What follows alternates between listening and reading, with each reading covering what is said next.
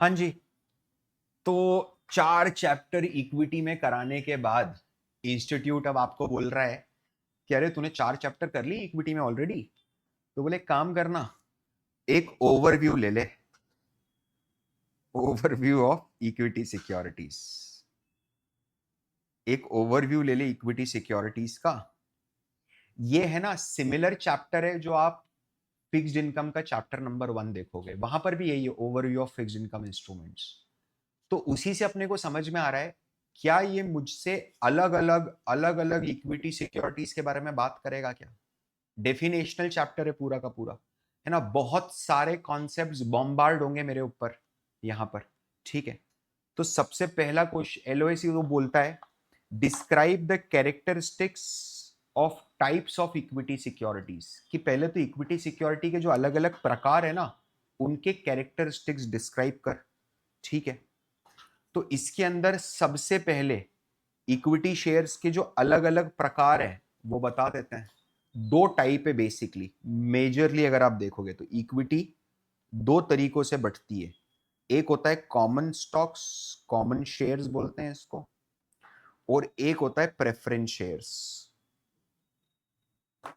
Common stock मतलब वही simple, तूने जो रिलायंस इंडस्ट्रीज का स्टॉक खरीदा, तू क्या कॉमन शेयर होल्डर बन गया? कॉमन शेयर होल्डर बन गया।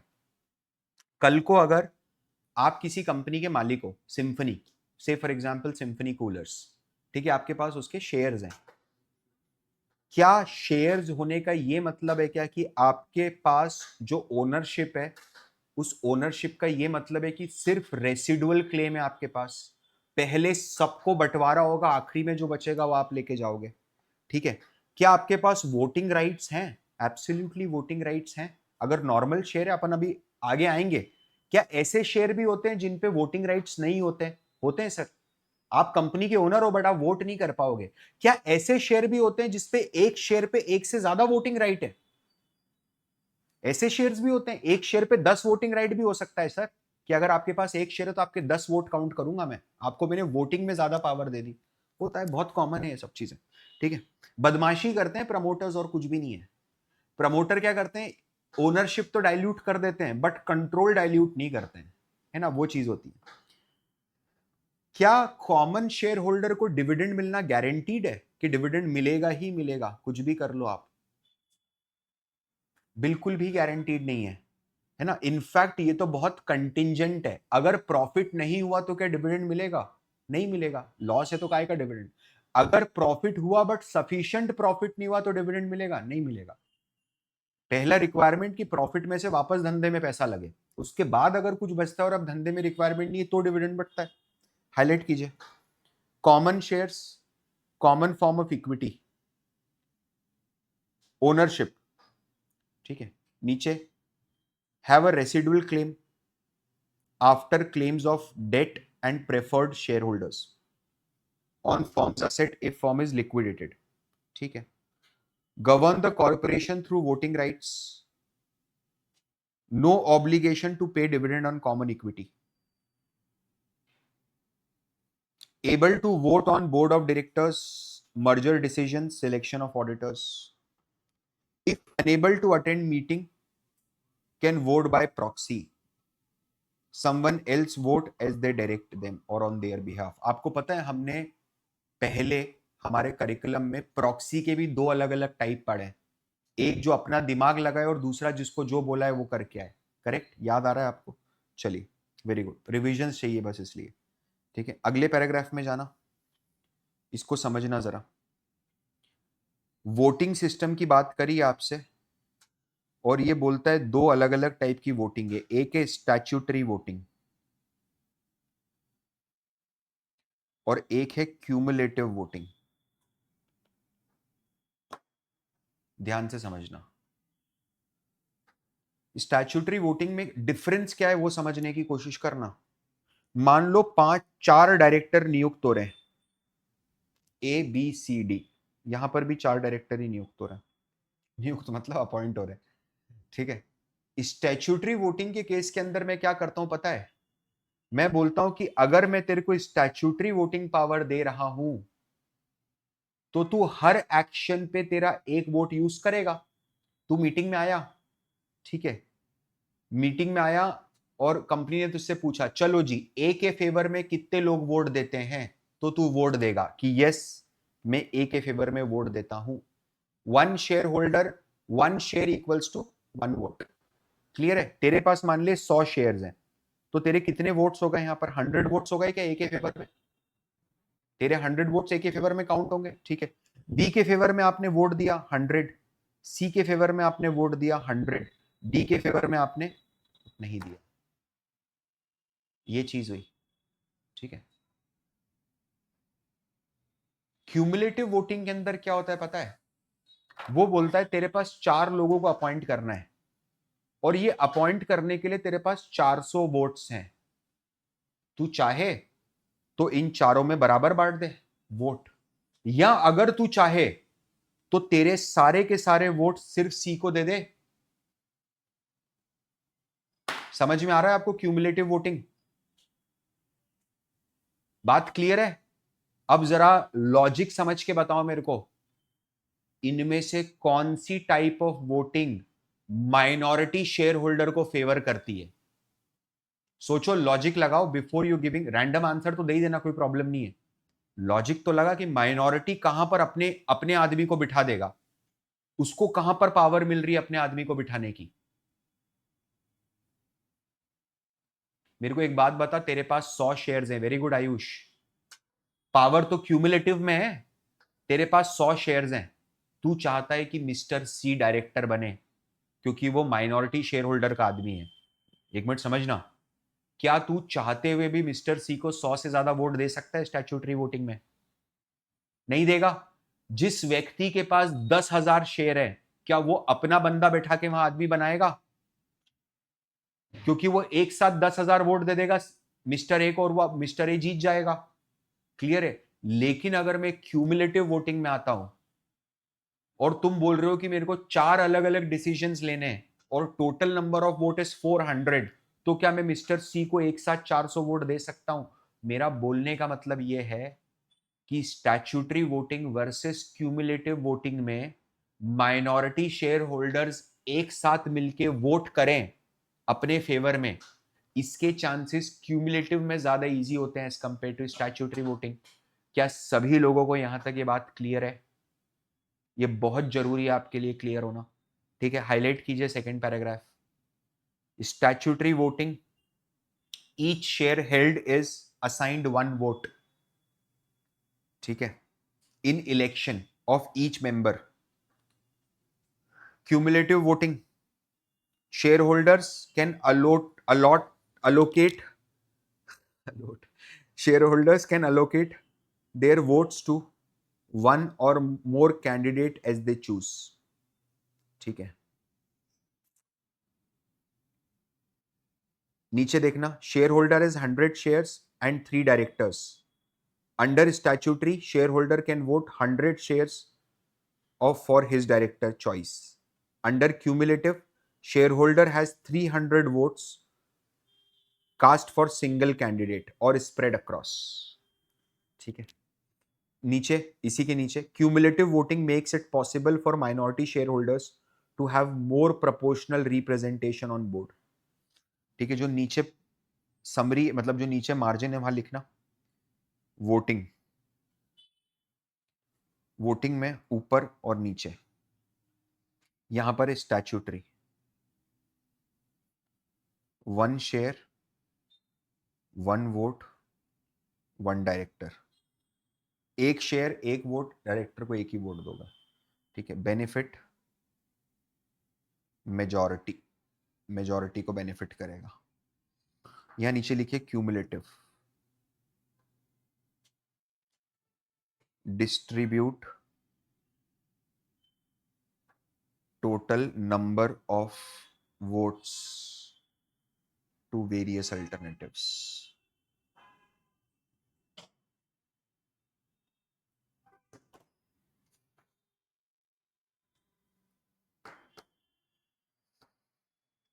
डन? यहां तक सभी लोगों को क्लियर है पूरा? ठीक है, अब जरा ध्यान से समझना।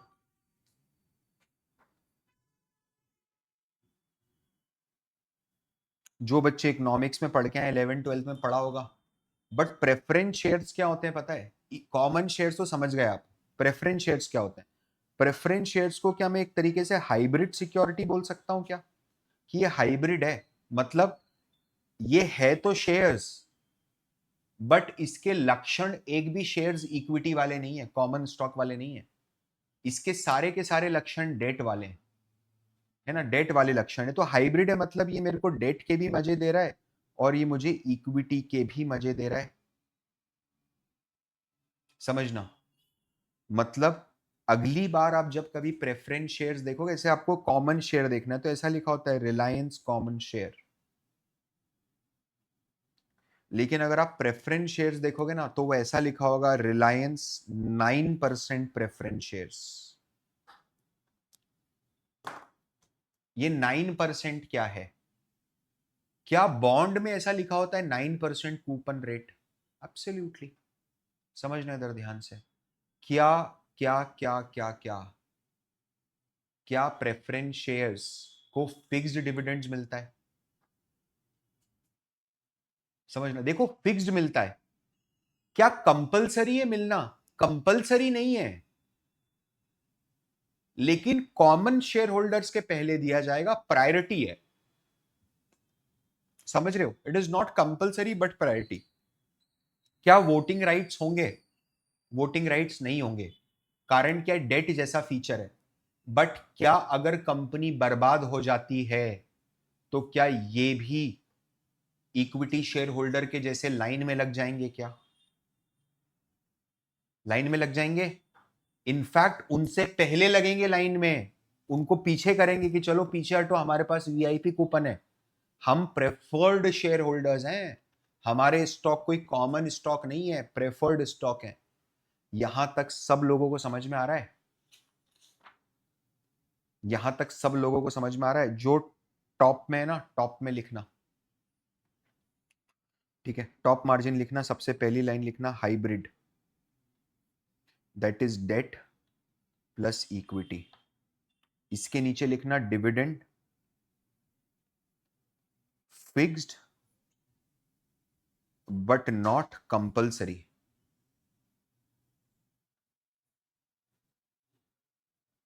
कॉमन के पहले मिलेगा, बस ये चीज है कि कॉमन के पहले मिलेगा। लेफ्ट में लिखना है यहां पर नो वोटिंग राइट, कोई वोटिंग राइट नहीं है। इसके नीचे लिखना रेसिडुअल क्लेम, यहां भी लिखना कॉमन के पहले।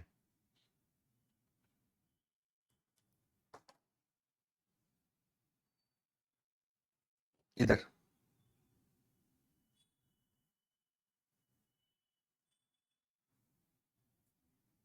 हाईलाइट कीजिए इसको, preference shares features of both stock and date.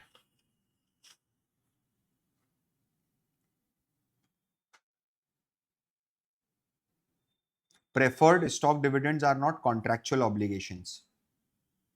Shares usually do not mature. Like debt, preferred make fixed periodic payment to investors, do not have voting rights. क्या ये callable हो सकता है? क्या प्रेफरेंस शेयर्स कॉलेबल हो सकते हैं? बिल्कुल हो सकते हैं। इशूअर कॉल बायबैक कर लेगा किसी भी। क्या पुटेबल प्रेफर्ड हो सकता है? तू बेच सकता है क्या जाके उसको? समझ, प्रेफर्ड शेयर्स में भी कॉलेबल, ठीक है, मे ऑल्सो भी पुटेबल। आगे देखना, क्यूमुलेटिव का क्या मतलब है? क्यूमुलेटिव प्रेफरेंस शेयर्स का ये मतलब है कि मानो 2023, 2024, 2025, ध्यान से, 2023 में हम लोगों को 10 रुपए का डिविडेंड देना था, क्योंकि 10% है। मान लो 100 रुपए का एक प्रेफरेंस शेयर हो, 10% का प्रेफरेंस शेयर है, तो 10 रुपए की मेरे को डिविडेंड देना था। यहां पर भी 10 रुपए देना था और यहां पर भी 10 रुपए देना था। हुआ क्या, 2023 में हमारे पास प्रॉफिट ही नहीं थे, तो हम क्या डिविडेंड दे पाए? हम डिविडेंड नहीं दे पाए। 2024 में भी हमारे पास प्रॉफिट नहीं थे तो हम डिविडेंड नहीं दे पाए। 2025 में हमारे पास प्रॉफिट आया तो हमने 10 रुपए का डिविडेंड दे दिया। आपने जो ये करा ना, ये होता है नॉन क्यूमुलेटिव। कारण क्या है, इसमें ये जो पुराने 2 डिविडेंड छूट गए, क्या ये कभी भी वापस मिलेंगे क्या इन्वेस्टर को? जो गया वो गया, अब अगले साल की बात करेंगे। क्यूमुलेटिव के केस में क्या होगा? क्यूमुलेटिव के केस में यहां पर नहीं मिलेगा डिविडेंड, यहां पर भी डिविडेंड नहीं मिलेगा, बट पहले अगर मिलेगा तो क्या पहले इन दोनों पीरियड्स के डिविडेंड मिलेंगे और उसके बाद अगले का मिलेगा 2025 में? मतलब अगर मेरे पास 2025 में 20 रुपए ही बचते हैं तो क्या ये 20 रुपए से पहले ये 2 डिविडेंड्स रहेंगे और ये वाला पेंडिंग रह जाएगा क्या? एब्सोल्युटली। और अगर मेरे पास पूरे 30 रुपए, तो मैं पूरे 30 रुपए दूंगा। मेरे को एक बात बताओ, जब तक मैं 2025 में क्यूमुलेटिव प्रेफरेंस शेयर्स को ये 30 रुपए पूरे पे नहीं कर देता, क्या मैं कॉमन शेयर होल्डर्स को एक फूटी कौड़ी भी दे सकता हूं क्या डिविडेंड की? नहीं दे सकता। आपको समझना पड़ेगा, पहले प्रेफर्ड को पूरा क्लियर करना पड़ेगा। Doesn't matter whether it is cumulative और नॉन क्यूमुलेटिव। समझ में आ रहा है आपको? क्या ये चीज समझ में आ रही है? परफेक्टली क्लियर है। चलिए इसके बाद और देखना, पार्टिसिपेटिंग और नॉन पार्टिसिपेटिंग। हमने बोला आपको कि 10% प्रेफरेंस शेयर्स हैं जी आपके। अगर आपके प्रेफरेंस शेयर्स पार्टिसिपेटिंग है तो इसका मतलब यह है कि आप हाइब्रिड सिक्योरिटी तो हो, डेट और इक्विटी दोनों के लक्षण है आप में, लेकिन अगर आप पार्टिसिपेटिंग हो ना तो आप में थोड़े से लक्षण ज्यादा इक्विटी के। मतलब आपको मैं थोड़ा एक्स्ट्रा डिविडेंड दूंगा अगर प्रॉफिट एक सर्टेन लेवल से ज्यादा होता है तो। Extra dividend if profit is more than a level और अ बेंचमार्क। और नॉन पार्टिसिपेटिंग के अंदर प्रॉफिट से कोई लेना देना है क्या? कुछ भी हो जाए, मेरे को कोई लेना देना नहीं है। तक क्लियर है सब लोगों को? यहां तक सब लोगों को क्लियर है पूरा का पूरा, पार्टिसिपेटिंग नॉन पार्टिसिपेटिंग? ठीक है, आगे देखना कन्वर्टेबल प्रेफरेंस शेयर्स। क्या मतलब है कन्वर्टेबल प्रेफरेंस शेयर्स का? क्या ये फ्यूचर में जाके कॉमन शेयर्स में कन्वर्ट हो जाएंगे क्या? क्या ये फ्यूचर में जाके कॉमन कॉमन शेयर्स में कन्वर्ट हो जाएंगे क्या? क्लियर है? अच्छा, इसमें क्या कॉमन के मुकाबले ज्यादा रिस्क है या कम रिस्क है? सोच के बताना। कम रिस्क है। शुरुआत में तो प्रेफरेंस ही है ना। अरे अपनी जीवन के कितने लंबे समय तक वो प्रेफरेंस शेयर्स रहा है। क्लियर है? अच्छा मुझे एक बात बताओ, हमने इसको फिक्स्ड इनकम में भी पढ़ा है, पढ़ेंगे। एक शेयर है जो नॉर्मल प्रेफरेंस शेयर्स है और एक है जो कन्वर्टेबल प्रेफरेंस शेयर्स है। नॉर्मल प्रेफरेंस शेयर 100 रुपए का मिल रहा है, कन्वर्टेबल 120 रुपए का मिल रहा है। कोई बता सकता है मेरे को ऑप्शन टू कन्वर्ट कितने का होगा? अगर मेरे को ऑप्शन अलग से बेचना है कन्वर्ट करने का तो कितने बेच सकता हूं मैं? यानी सिर्फ वो फायदा कि आप अपने शेयर को कन्वर्ट करा लो कॉमन में, वो कितने में? 20 रुपए। करेक्ट। अब क्या हुआ पता है, मार्केट में जो कॉमन शेयर था उसकी प्राइस बढ़ गई, तो क्या ये 20 रुपए की प्राइस भी बढ़ जाएगी? बिल्कुल बढ़ेगी। मेरा बोलने का मतलब यह है कि कॉमन शेयर की अगर प्राइस बढ़ती है तो क्या कन्वर्टेबल स्टॉक्स की भी प्राइस बढ़ेगी? क्योंकि फ्यूचर में जाके तो कन्वर्ट ही होना है ना। पहले जो फ्यूचर में जाके कन्वर्ट हो रहा था तो कॉमन स्टॉक 200 रुपए का था तो 200 रुपए पे कन्वर्ट हो रहा था। आज कॉमन स्टॉक 210 का है तो 210 पे कन्वर्ट होगा। क्लियर है? ये तो बेसिक है, एकदम सिंपल था। ठीक है, ऑप्शन की वैल्यू बढ़ेगी अगर कॉमन स्टॉक का प्राइस बढ़ गया है तो। ठीक है, चलिए। अच्छा मुझे एक बात बताइए, मोस्टली केसेस के अंदर क्या प्रेफरेंस शेयर्स आपको ज्यादा फिक्स डिविडेंड देते हैं क्या common? Consistency of dividend is fix. ठीक है, चलिए हाईलाइट करना है इसमें।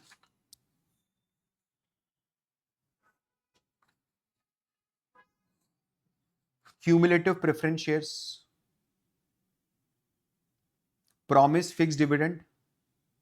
Any dividend that are not paid must be made up before common stockholders can receive dividends. Non-cumulative, do not accumulate over time. ठीक है, when not paid, but dividends for any period must be paid before common can receive dividends. ठीक है, participating preference shares receive extra dividend if firm's profit exceed a predetermined level, ठीक है, may receive value greater than par value if firm is liquidated. Non-participating claim equal to par value in event of liquidation, do not share in firm's profit. Smaller and riskier firms often issue participating preferred stock. Investor can share in upside potential. Absolutely, participating आएगा, छोटी छोटी company है तो। Convertible, exchanged for common stocks at a conversion ratio. Following advantages: preferred dividend higher than common dividend. If firm is profitable, investor can share in profit by converting shares into common. Conversion option becomes more valuable when common stock price increases. Preferred shares, less risk than common shares. Dividend is stable, priority over common in dividends and in liquidation. यहां तक सभी लोगों को clear है? इसमें ऐसा कुछ भी नहीं था जो अलग से हम देखे करें। ठीक है, आगे देखना, अगला एलओएस देखिए 42B, differences in voting right, describe the differences in voting right and ownership characters among different equity classes. बहुत छोटा सा दिया हुआ है, बट मैं आपको समझाने की कोशिश करता हूं, आप समझने की कोशिश करना।